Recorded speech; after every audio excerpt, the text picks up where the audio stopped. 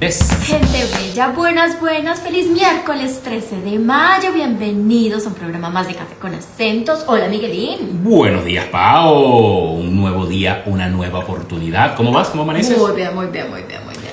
Qué bueno, bienvenidos. Recuerden, lunes a viernes a las 3 de la tarde, hora de Madrid, España. El continente americano está amaneciendo. Recuerden ver nuestros videos también en YouTube, en TikTok. Estamos por todas partes. Por todas partes. Ahora bien, hoy tenemos el gran placer de recibir al escritor Ricardo Pérez Gómez, historiador con una sólida trayectoria académica que combina psicología, recursos humanos y análisis psicopolítico, quien trae, tras una larga investigación sustentada en fuentes históricas y en enfoque analítico innovador, nos trae su contrahistoria novelada Bolívar era chavista. ¿Qué tal? A ver, qué interesante va a estar esta entrevista. Aprender Así de es. historia, aprender de esta persona que ha estudiado tanto, Ricardo, que es una persona, a mí me encantan las personas que estudian historia, a mí me encantaría saber más. Pero bueno, para eso estamos hoy, para aprender todos juntos y que Ricardo comparta con nosotros todo este conocimiento y esta investigación que ha hecho. Así es, ya nos los va a contar todo sobre esta presentación de esta nueva novela. Y bienvenido, Ricardo, en cualquier momento lo estaremos recibiendo. Quédense atentos y cafecito en mano, que ya comenzamos. Les habla Miguel. Yo soy Paola y esto es Café Con Acentos. Vamos a ponerle cafeína a este maravilloso día. Ya veo a Ricardo por acá conectado. Vamos a darle nosotros la invitación. Ricardo.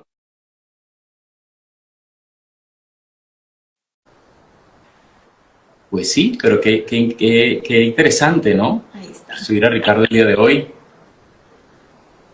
Sí, Ajá, te escuchamos y te vemos, pero tienes la cámara mirando hacia el otro lado. ok. Estamos viendo el libro. Sí, ahora. Ahora Ok. sí te vemos. Muy bien.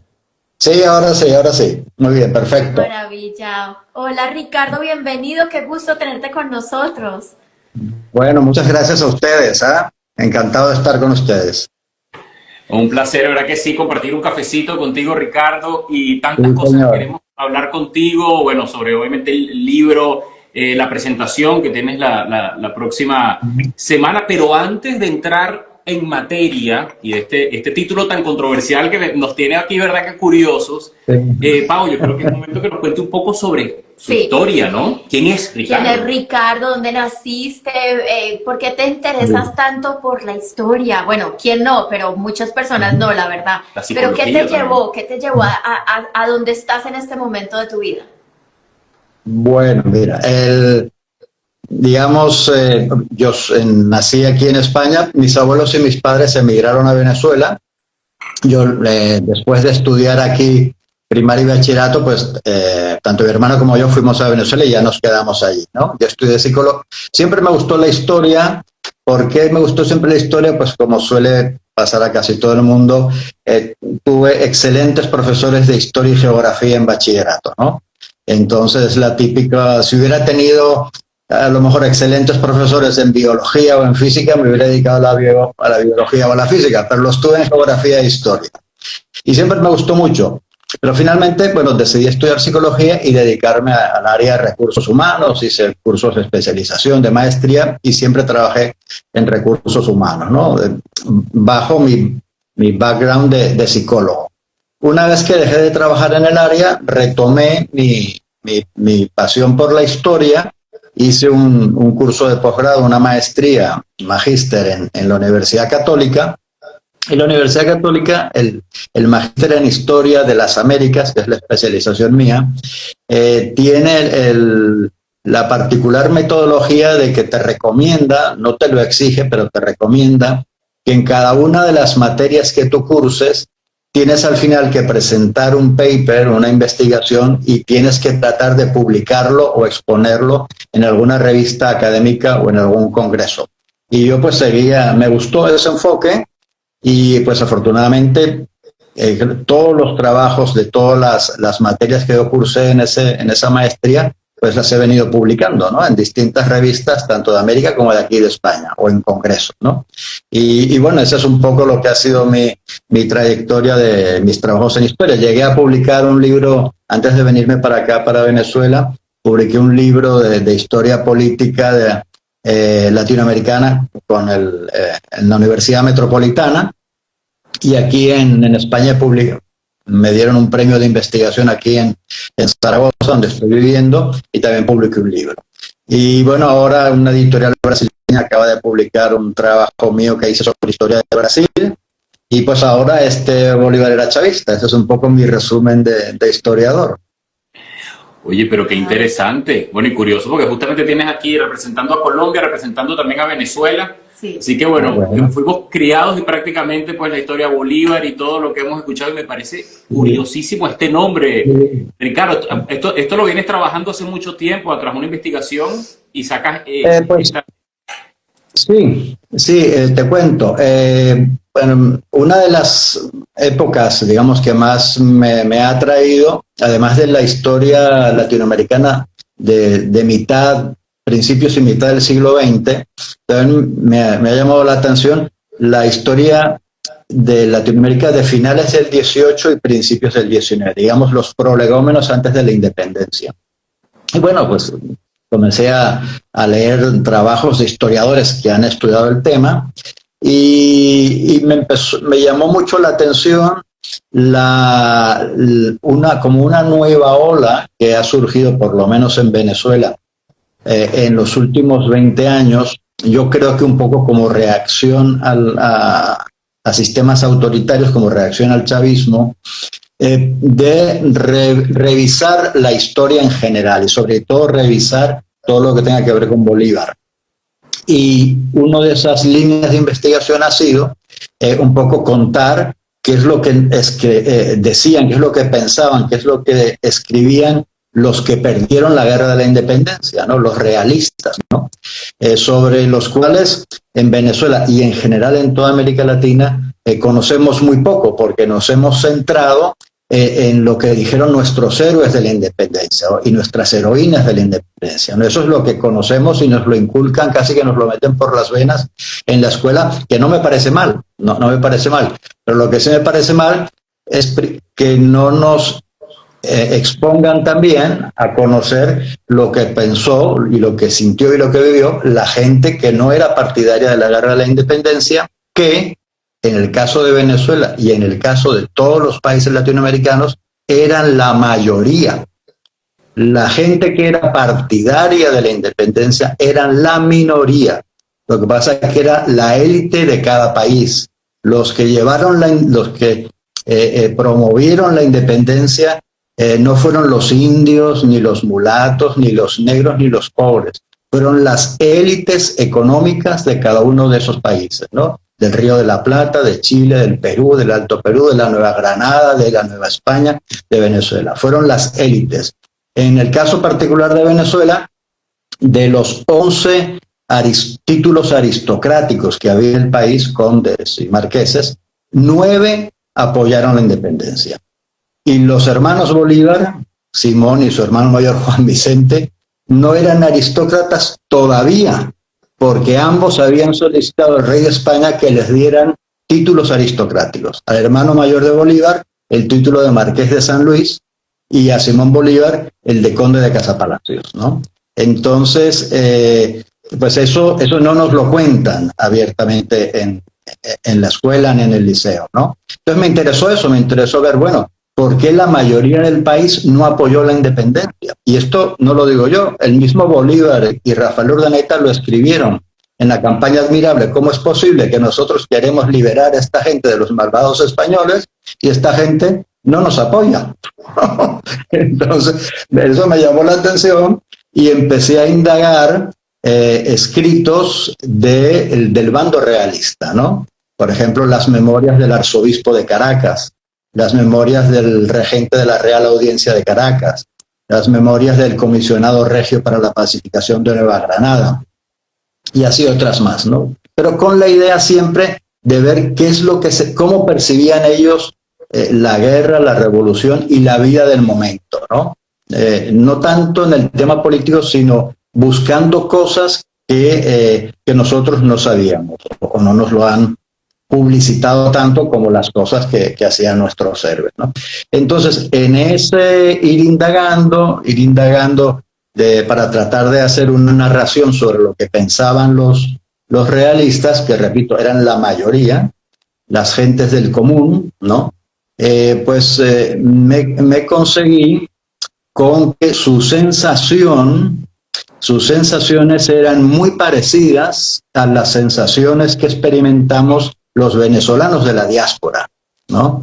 Ellos vivían el proceso como un sectarismo político, nos quieren avasallar, nos expropian las propiedades, no nos dejan expresarnos, no hay justicia, aquí el único que manda es Bolívar, no hay nadie que le haga contrapeso a Bolívar, tenemos que irnos del país, nuestros hijos no pueden vivir aquí, vámonos ya del país. Y cuando se van del país, que muchos de ellos se fueron a Puerto Rico y a Cuba, en Puerto Rico y en Cuba entonces hacían lo mismo que hacemos los venezolanos de la diáspora, seguir hablando de Bolívar, de la revolución, de la independencia, que hemos perdido el país, que nuestra familia se ha desintegrado, etcétera, etcétera. Entonces, por eso un poco el título paradójico y contradictorio de Bolívar era chavista, ¿no? Porque las cosas, digamos, trágicas o dramáticas que ha provocado el chavismo en Venezuela, cosas muy parecidas las provocó Bolívar y la Revolución de Independencia en Venezuela. Y no solo en Venezuela, en las demás virreinatos y capitanías generales de América Latina ocurrió lo mismo, el mismo fenómeno. En Chile, los Carrera y O'Higgins, en el Río de la Plata, los Pueyrredón, Belgrano y San Martín, en la Nueva Granada, igual, ¿no? En Santander y el resto de los líderes, ¿no? Entonces, los realistas sentían la revolución y la guerra como un desgarro personal, ¿no? Porque los estaban expulsando de lo que ellos consideraban que era su país. Porque, repito, más de la mitad, la mayoría de la población era contraria a la independencia. Entonces, y la relación que yo hago con Chávez, que es una relación obviamente provocadora, ¿no? Yo lo que ahí hago es provocar, ¿no? Es que, bueno, pues muchas de esas cosas que nosotros criticamos al chavismo, o los argentinos critican al peronismo, o los cubanos al castrismo, etcétera, muchas de esas cosas son muy parecidas a las que vivieron los que perdieron la guerra de la independencia. Wow, Ricardo, qué interesante. Es que definitivamente yo sí creo en eso. La moneda tiene dos caras, ¿no? Siempre hay que ver las dos visiones, ¿no? Y qué interesante el estudio que tú has hecho de ver la visión del lado realista y averiguar toda esta información que yo completamente la desconocía. Uno, como tú dices, a uno desde pequeño le enseñan, tú sabes, estos fueron los héroes, esto fue así, así, así. No hay otra manera de ver la historia. Y efectivamente, que no insisto, no está mal. Inclusive, además, aunque el libro sobre todo se basa en fuentes de los realistas, también aparecen fuentes, aunque en menor cuantía, como decía al principio, de venezolanos que apoyaron inicialmente la independencia, ¿no? Por ejemplo, un tío de Bolívar, Feliciano Palacios, que era una persona importante, él apoyó fervientemente la independencia, ¿no? Pero luego se volvió realista otra vez, porque dijo, bueno, esto es una locura, esto no es lo que queríamos nosotros. Nosotros queríamos arreglar las cosas porque pensamos que el rey de España es un desastre, que los españoles nos meten siempre en guerras, porque nos cobran muchos impuestos, y nosotros sentimos que podemos hacer las cosas mejor. Pero en cuanto a Feliciano Palacios, y como Feliciano Palacios, el conde de San Javier, el marqués de Mijares, el marqués de Casaleón, todos ellos promotores de la independencia, se echaron para atrás, porque dijeron, no, esta no es la revolución que nosotros queremos, ¿no? Entonces, esos venezolanos, ¿no? Tampoco los conocemos, ¿no? Inclusive los venezolanos hasta el año llegaron a enviar diputados a las Cortes de Cádiz en España, y lo que les pasó a ellos, desafortunadamente, es que ellos llegaron a España, a las Cortes españolas, para un poco promover el hecho de que Venezuela seguía siendo parte de la corona española al amparo de la Constitución de Cádiz, de la Constitución de 1812, la Constitución liberal.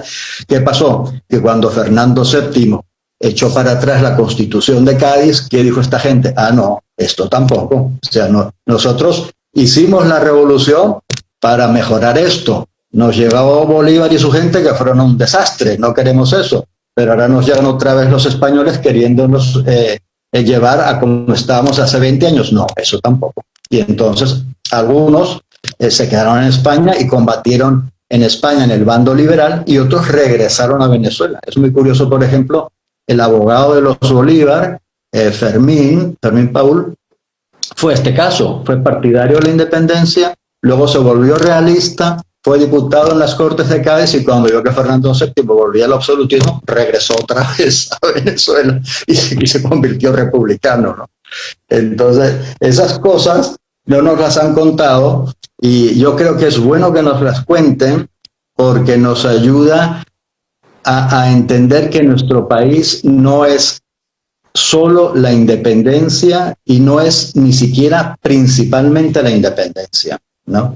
Porque el hacer un énfasis tan marcado en los héroes de la independencia nos impide, nos desvía la atención, por ejemplo, de lo que pasó después del siglo XIX, ¿no? Y entonces tenemos, a mí me parece muy gráfica la expresión de Chávez de la Cuarta República, ¿no? ¿Qué es la Cuarta República? Todo lo que va de la muerte de Bolívar en 1830 hasta que llega al poder en 1999. ¿Me vas a decir que en todo ese tiempo no pasó nada bueno en Venezuela? No me creo, no puede ser. Claro que pasaron cosas buenas, no fue todo malo. Y me vas a decir que lo que ocurrió en Venezuela oye, en cualquier país latinoamericano, durante los 300 años anteriores a la República, no había nada bueno. No puede ser, claro que hubo cosas buenas, pero conocemos a algunos de los venezolanos el nombre de algún capitán general, aparte de Emparan, ¿no? De algún capitán general. ¿Conocen los cumaneses el nombre de algún gobernador de la provincia de Cumaná? ¿O la gente de Barinas el nombre de algún gobernador de la provincia de Barinas? No conocemos eso, porque nos hemos focalizado tanto en los héroes, ¿no? Que eso lo desconocemos. Y está muy bien que nos hubiéramos enfocado al principio en los héroes porque necesitábamos construir nuestra propia identidad nacional. Pero ya han pasado 200 años, ¿no? Entonces ya tenemos que ver las cosas de otra manera. Nuestros países no son solo los héroes, ¿no? Y repito, eso es un fenómeno que se dio en toda América Latina, en todos los países iberoamericanos.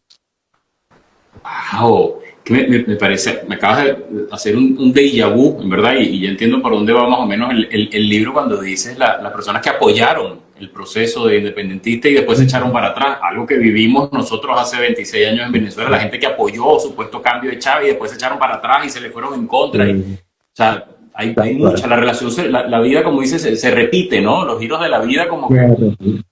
Se repite. Te voy a decir algo más, ¿no? La sociedad patriótica, ¿no? Todos sabemos la sociedad patriótica donde estaban Bolívar y los líderes independentistas venezolanos más radicales, por decirlo así. Pero te diré una cosa, la sociedad patriótica y los colectivos armados no se diferencian mucho.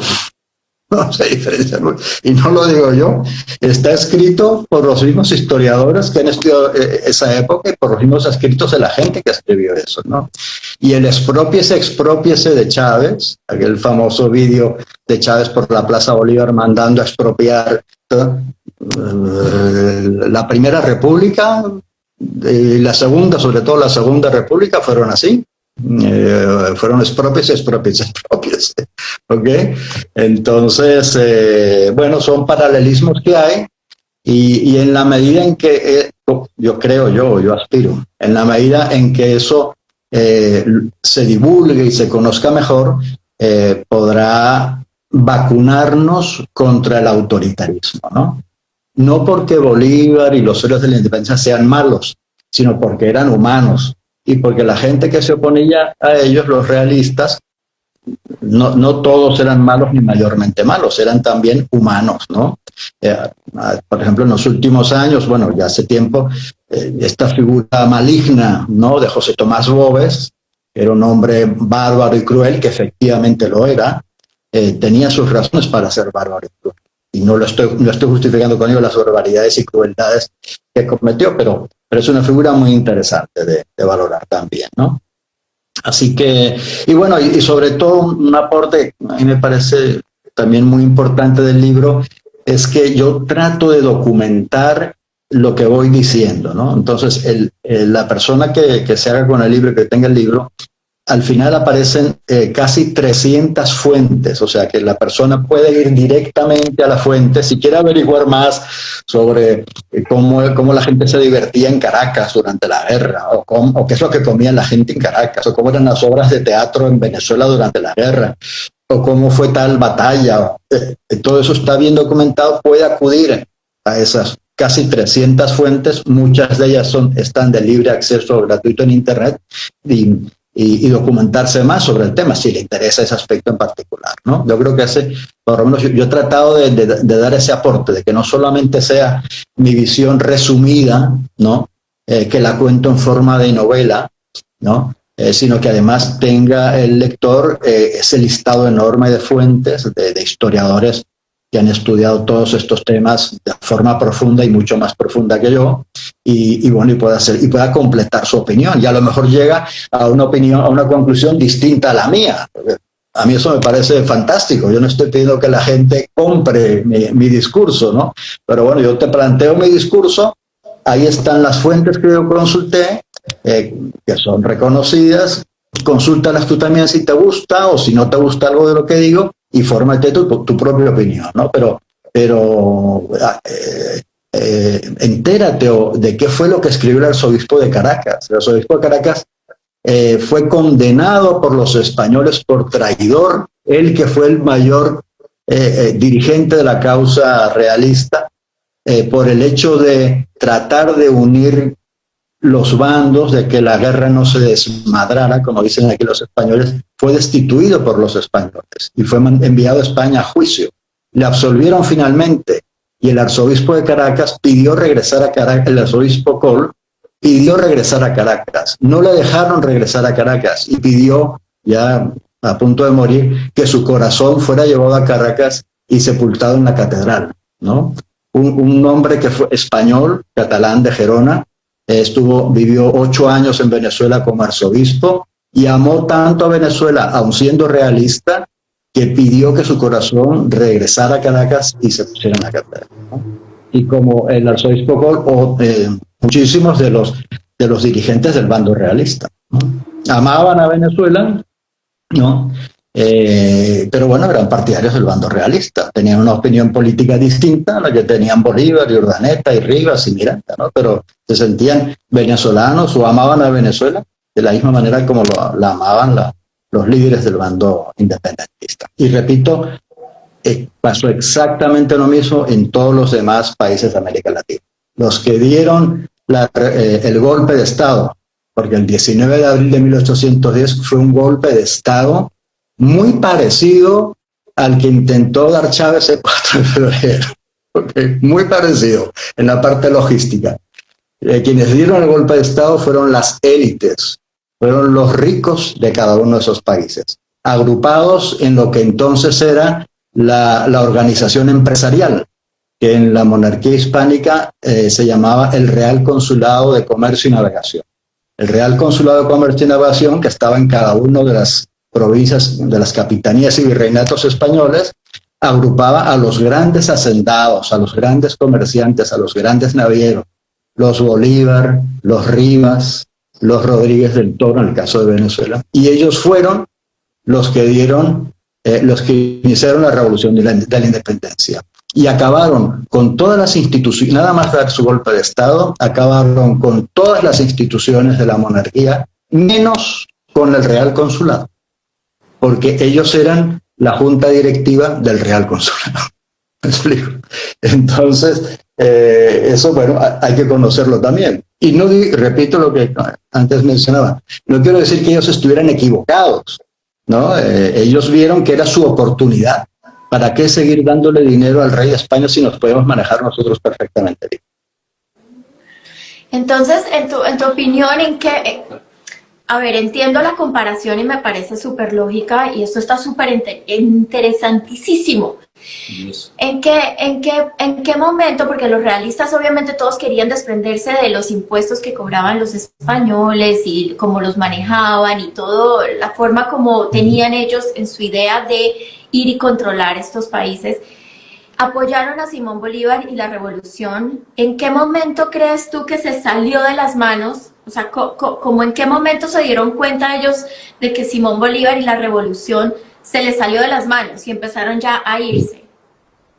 Desde el primer momento. Desde el primer Eh, momento. Hubo uno de los líderes de los promotores del caso de Venezuela del 19 de abril, que fue cuando se destituye el capitán general, que se llamaba González de Linares. Él era un hacendado riquísimo, riquísimo.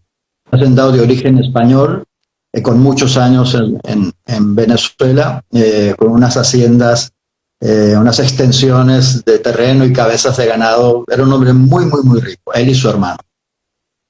Ellos participaron en el 19 de abril a favor de la independencia, ¿no? Bueno, eso fue en abril. En septiembre dieron un golpe, intentaron dar un contragolpe de Estado porque veían que el proceso se estaba ya yendo de las manos, ¿no? Digamos, y eso fue progresando, ¿no? Cada vez los radicales de ambos bandos, ¿no? Porque en el bando realista hubo quienes ante esa reacción insurgente trataron de mediar y trataron de llegar a acuerdos, ¿no? Pero hubo otros que dijeron que no, con estos golpistas no hay que negociar, ¿no? Porque son golpistas. Entonces, esa situación fue derivando y cada vez los sectores más radicales de cada bando fueron los que se hicieron con el poder, ¿no? Y bueno, digamos, ya cuando al final de la Primera República, en 1812, ya se nombra a Miranda dictador supremo, porque la cosa se estaba perdiendo la guerra. Bueno, para ese entonces ya la hiperinflación había destrozado la economía del país. Los colectivos armados iban por la calle buscando opositores al régimen para apalearlos o para matarlos, ¿no? Ya en ese entonces ya estaba desbocado el proceso, ¿no? Luego se pierde la Primera República, llegan los realistas con Monteverde, que fue un desastre total, el pobre Monteverde, y generó una contrarreacción, que es cuando llega Bolívar con la campaña del Mirado, ¿no? Y bueno, Bolívar, en vez de tratar de alguna manera de encauzar el proceso, Bolívar lo que hizo fue radicalizar aún más el proceso, ¿no? Radicalizarlo no solo ideológicamente, o no tanto ideológicamente, sino desde el punto de vista político. Aquel que manda soy yo y solo yo, ¿no? Mientras que en el bando realista, aun con el mismo Monteverde y aun con Boves, aunque Boves tampoco Boves se parecía a Bolívar mucho más de lo que creemos, en el bando realista siempre había contrapesos, ¿no?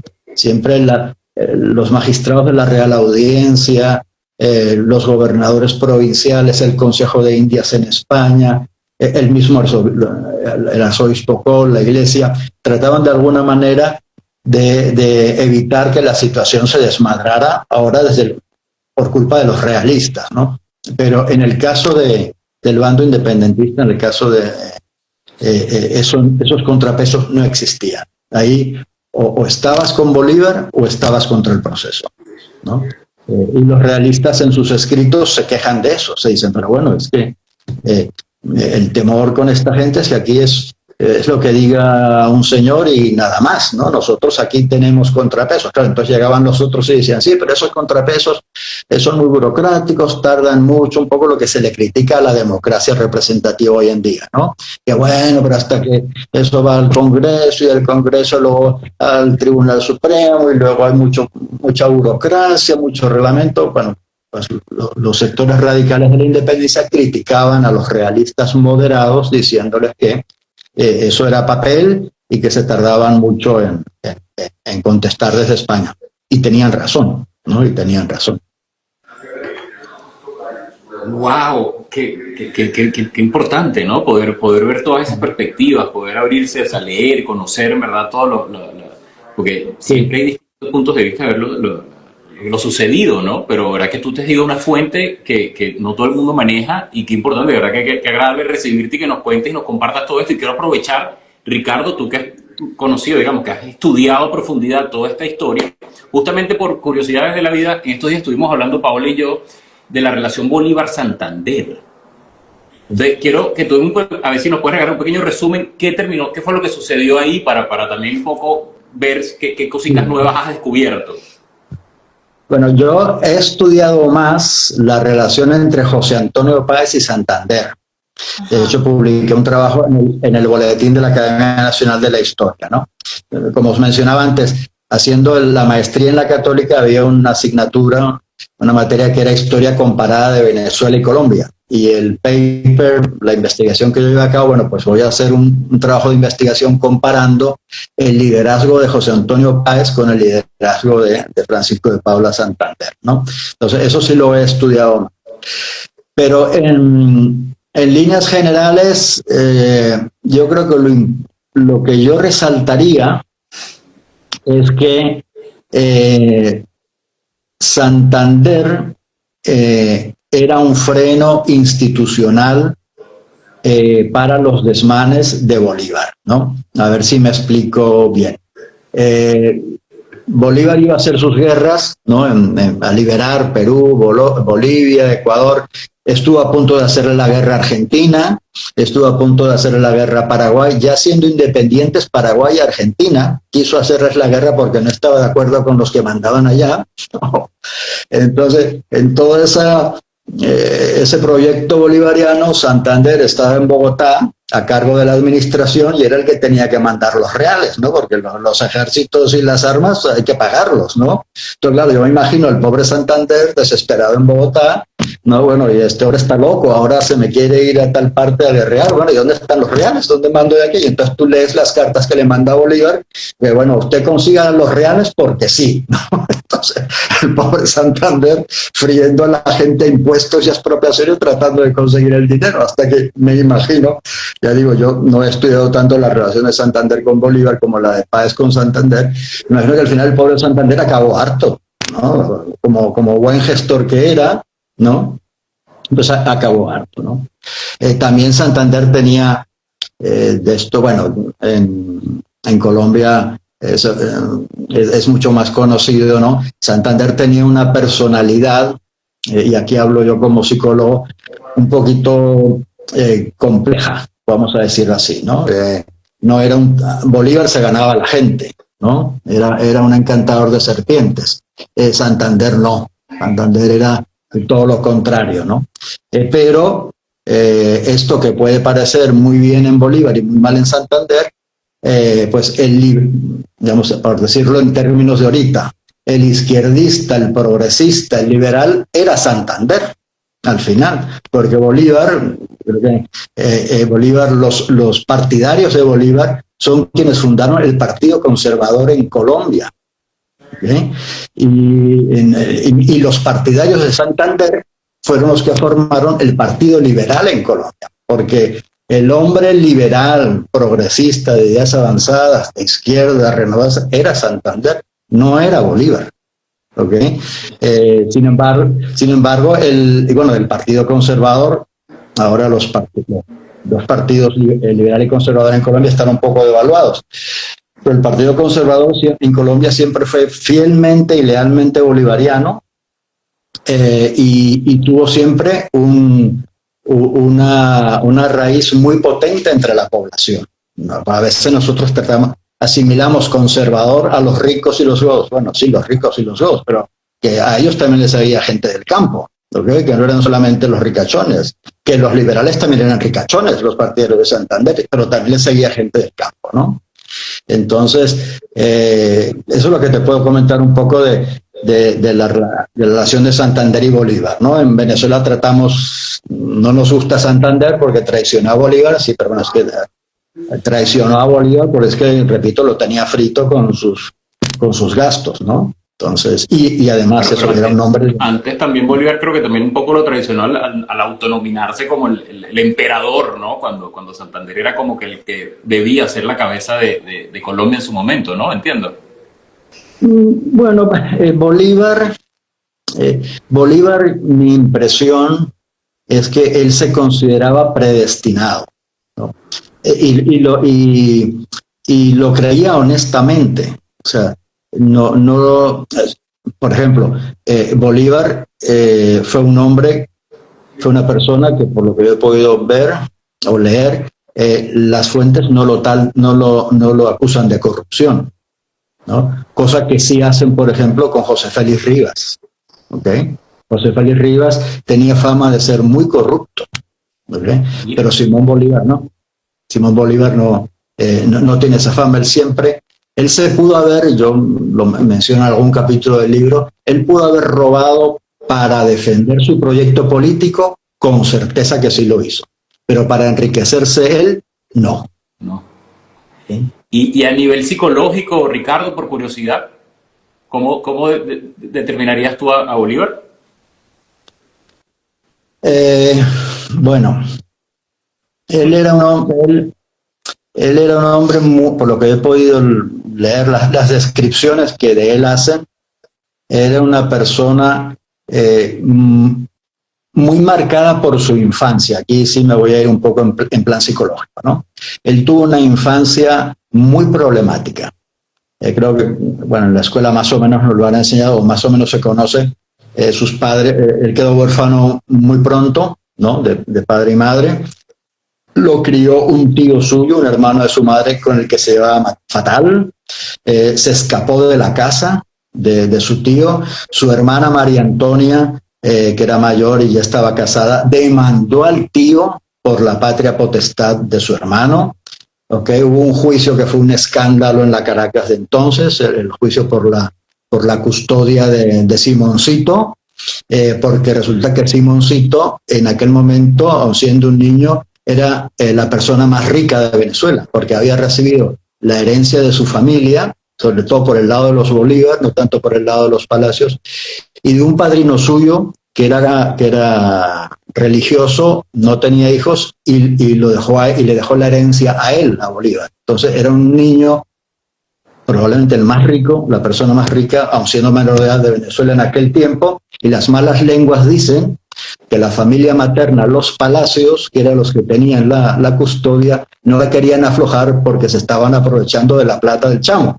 ¿Okay? Eso eran los runrunes en la Caracas de entonces, ¿no? Entonces, bueno, fue una relación muy problemática. Los profesores que tuvo Bolívar no aguantaban al chamo.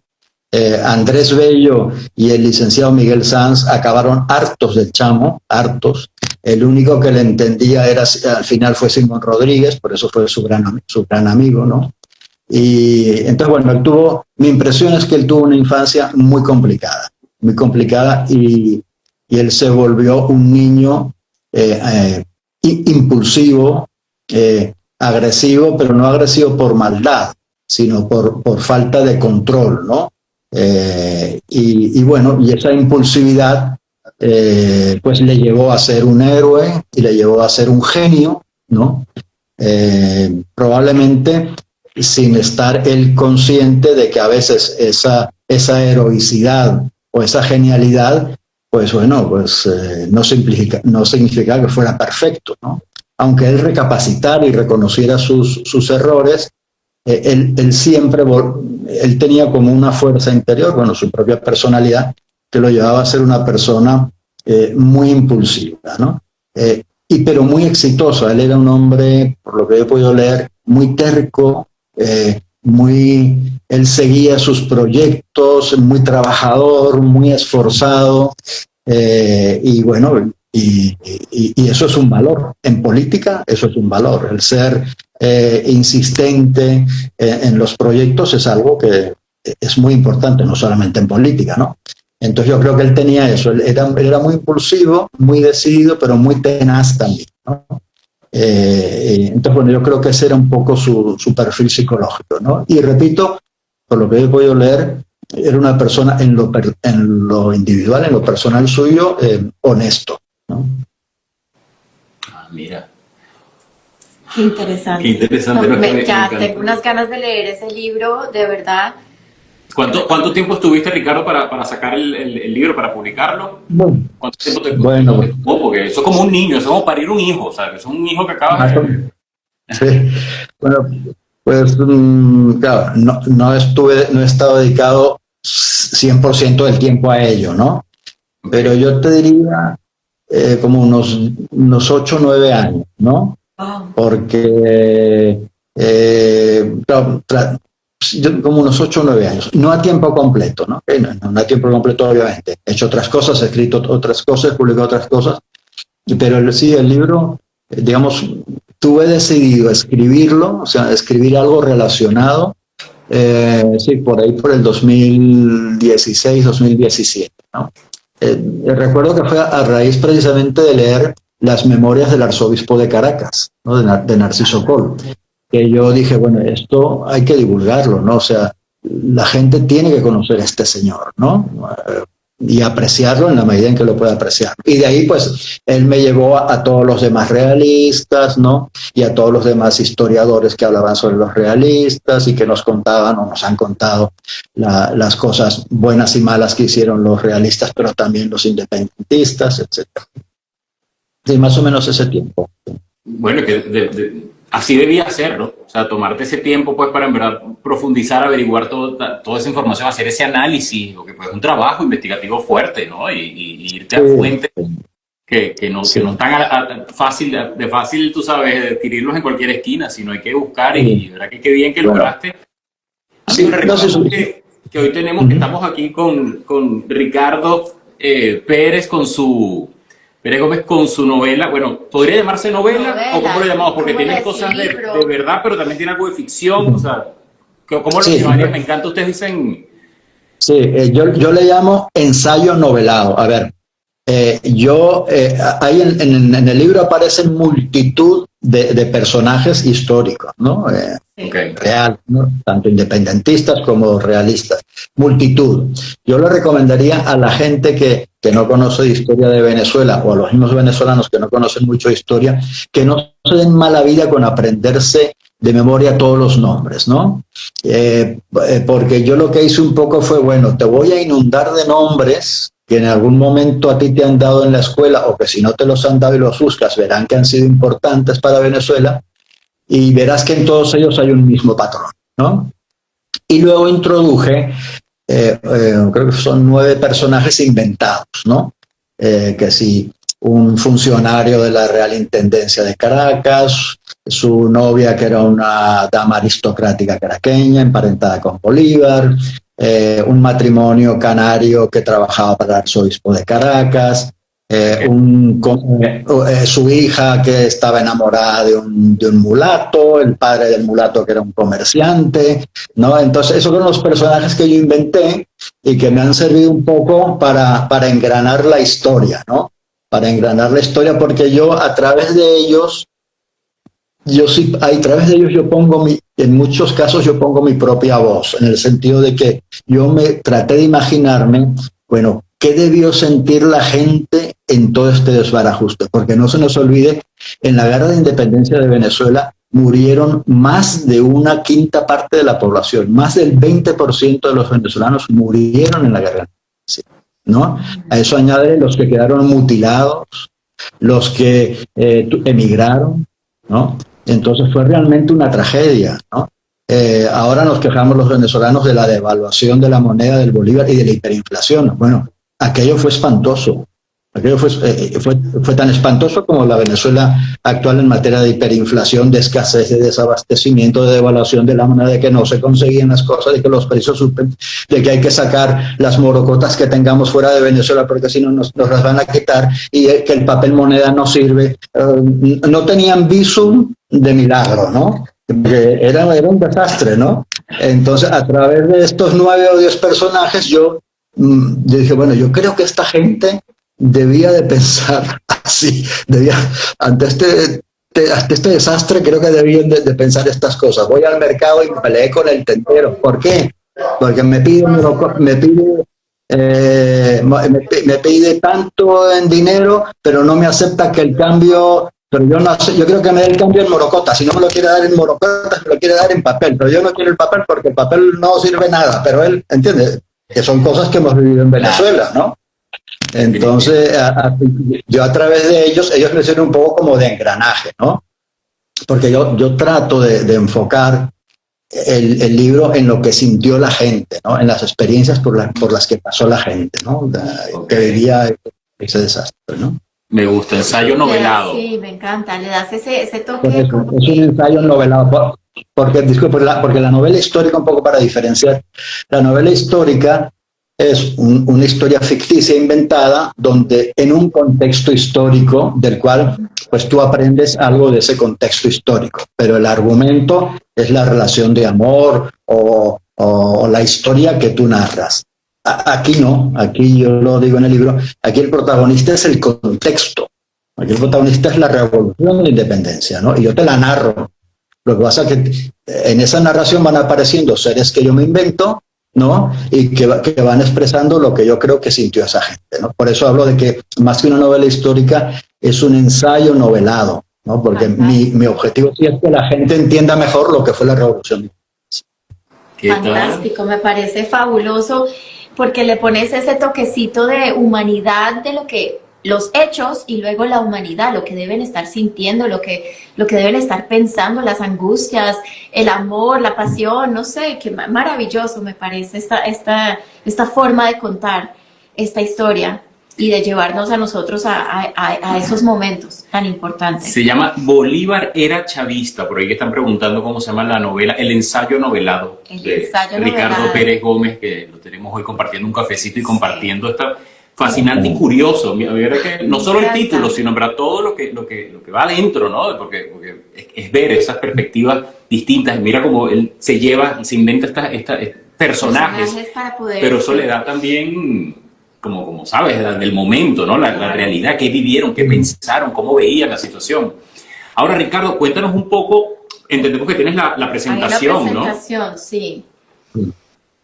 La presentación del libro la vamos a hacer en Madrid el próximo martes 19 de mayo a las 19 horas, 7 horas de la tarde de España, en la librería que se encuentra en la Casa de México, en la calle Alberto Aguilera número 20, Chamberí. ¿Sí? O sea, allí espero a todos los que estén interesados en conversar sobre este tema.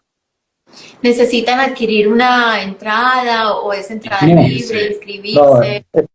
No, es entrada libre, gratuita, todo el mundo es bienvenido. Y allí van a poder comprar el libro.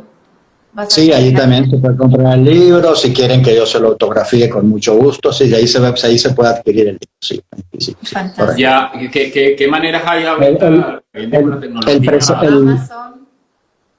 presentador del evento, que es importante resaltarlo, bueno, el evento está promovido por la editorial y por el Venezuelan Press Club de Madrid, que me han prestado una ayuda importantísima en todo esto, toda esta organización.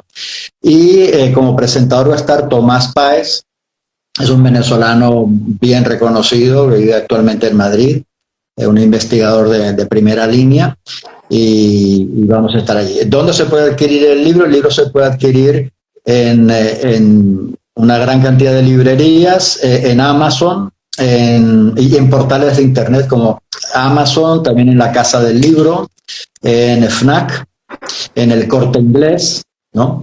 Entonces, bueno, se puede conseguir allí, ¿no? Se puede conseguir tanto en físico como en ebook, ¿no? En digital, para aquellos que prefieran que el ebook, ¿no?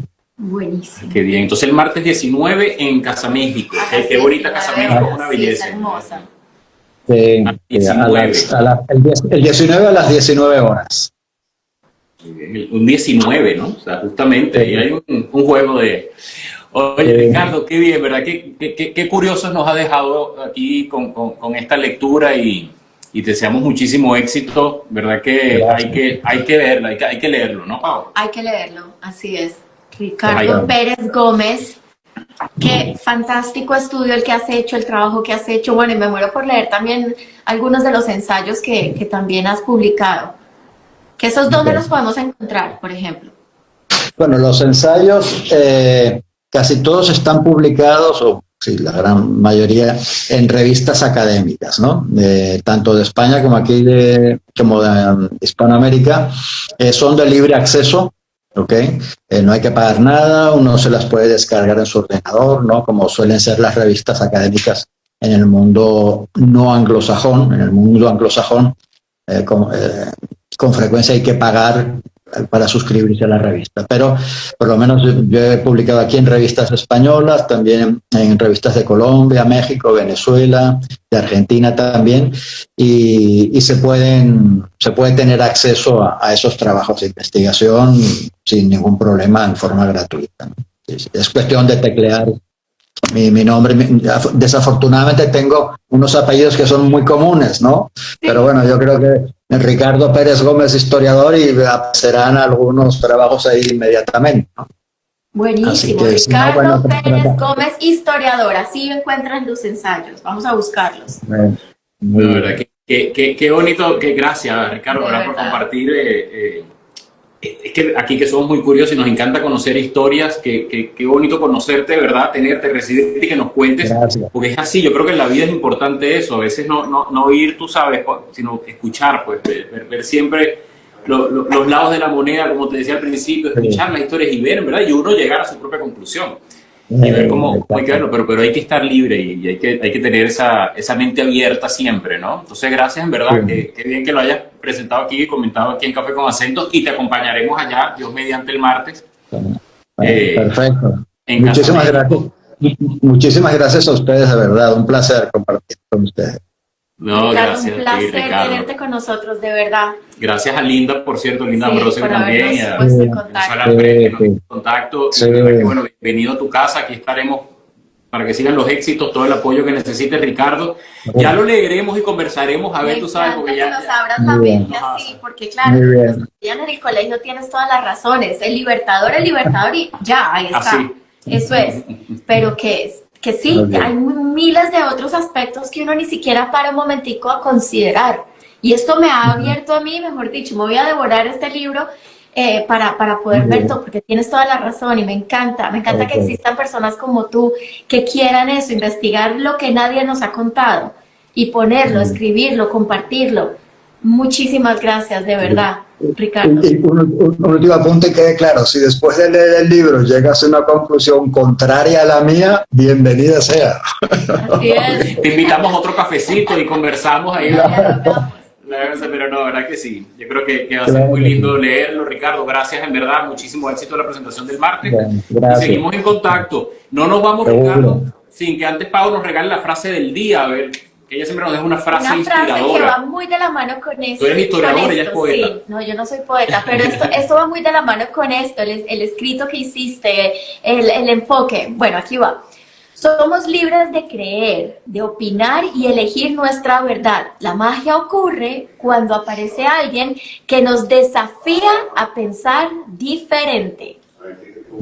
El lobo siempre será malo, pero solo si escuchamos a Caperucita. Muy bien. Está bueno eso, ¿no?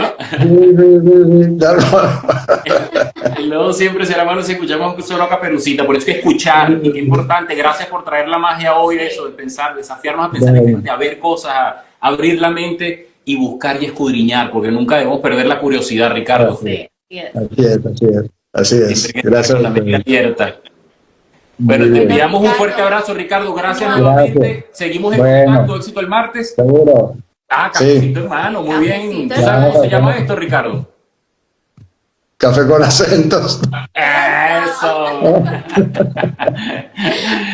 Ricardo Pérez Gómez, amigo, escritor, historiador, pero ya saben, Bolívar Chavista. A buscarlo ya en todas las redes, cualquier parte lo pueden conseguir. Y bueno, su presentación el martes está en Madrid. Hasta luego, Ricardo, gracias. Gracias a ustedes. Gracias a todos. Feliz día, nos vemos mañana. Igual.